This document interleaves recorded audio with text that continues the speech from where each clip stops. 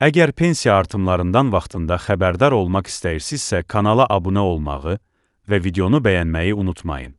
Salam, hörmətli izləyicilər. Yeni bir video ilə yenidən qarşınızdayıq. Bu buraxılışda pensiyaların artırılması, onların hesablanma qaydalarında edilən yeniliklər və ödənişlərin köçürülmə tarixlərində baş verən dəyişikliklər barədə sizə daha aydın və dolğun məlumat təqdim edəcəyik. Bəli, gözlənilən dəyişikliklər təsdiqlənib və pensiyalarda artım nəzərdə tutulur. Hansı pensiya və müavinət növlərində artım olacaq, bu artımlar nə qədər təşkil edəcək və qaydalarda konkret hansı yeniliklər tətbiq olunacaq? Bütün bunları addım-addım izah edəcəyik.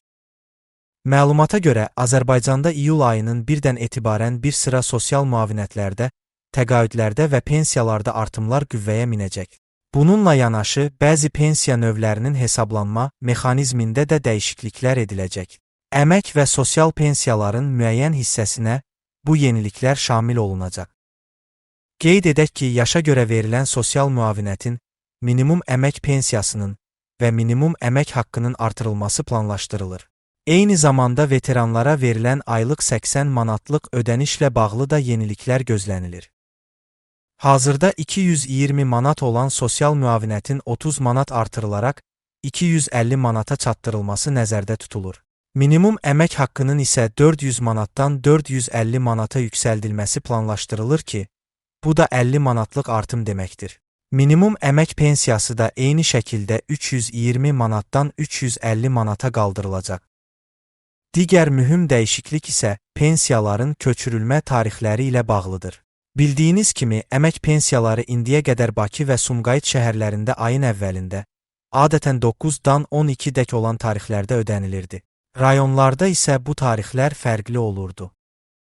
Yeni qərara əsasən artıq bütün bölgələr üzrə əmək pensiyaları eyni tarixdə köçürüləcək. Yəni Bakı və Sumqayıtla yanaşı rayonlarda yaşayan vətəndaşlar da pensiyalarını eyni günlərdə alacaqlar.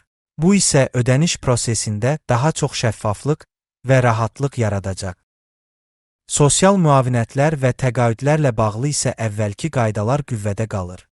Onlar yenə də hər ayın sonunda vətəndaşların hesablarına köçürüləcək.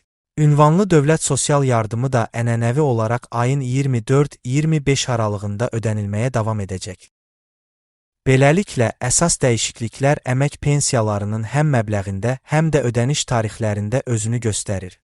Əgər pensiya artımlarından vaxtında xəbərdar olmaq istəyirsinizsə, kanala abunə olmağı və videonu bəyənməyi unutmayın.